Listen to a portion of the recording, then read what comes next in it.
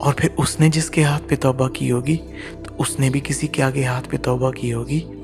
تو یہ توبہ چلتے چلتے چلتے صحابہ اکرام رضوان اللہ علیہم اجمعین اور وہاں سے حضور سرور عالم صلی اللہ علیہ وآلہ وسلم کی بارگاہ تک پہنچ جاتی ہے۔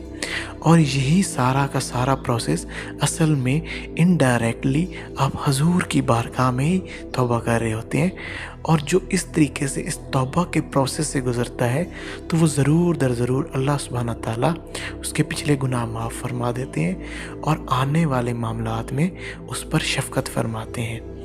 اور جیسا کہ آپ کو اس میں یہ سارا پروسیس عرض کیا گیا ہے، تو یہی بات ہے، اسی لیے کہا جاتا ہے کہ کوئی بھی ایک بھی اگر درمیان میں سے ایسا شیخ ہے جس کی کسی کے ہاتھ پر بیعت نہیں ہے تو وہ سلسلہ ہی رد ہے۔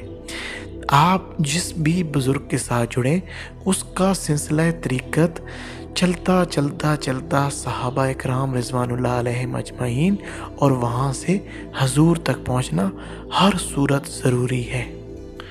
اس کے علاوہ اللہ سبحانہ تعالیٰ نے مزید قرآن پاک میں ارشاد فرمایا ہے کہ اللہ کی رحمت نیک بندوں کے قریب ہوتی ہے۔ تو اس میں بھی اگر سمجھا جائے تو اللہ سبحانہ تعالیٰ خود فرما رہے ہیں کہ بھئی دیکھو، میری اگر قربت حاصل کرنا چاہتے ہو تو نیک بندوں کا ساتھ ہو جاؤ، نیک بندوں کے قریب ہو جاؤ۔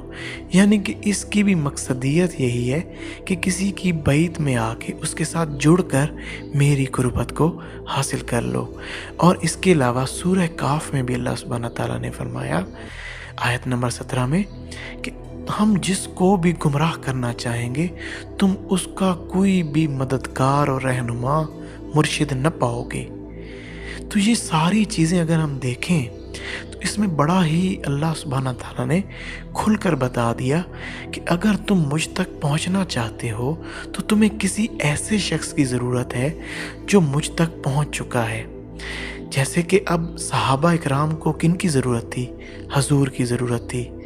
حضور کے بعد پھر صحابہ اکرام میں سے کسی ایک ایسے صحابی کے اوپر معاملات آئے جو کہ بہت زیادہ حضور کے قریب تھا۔ پھر اسی طریقے سے یہ چیز چلتی چلتی چلتی چلتی چلتی یہاں تک پہنچی۔ تو حضور سرور عالم صلی اللہ علیہ وآلہ وسلم نے بھی تو فرمایا کہ جو علماء میری دین کے جو علماء ہوں گے، علماء ربانی، وہ میرے وارث ہیں۔ یعنی کہ وہ علماء جو اللہ کی طرف بلائیں گے وہ میرے وارث ہیں۔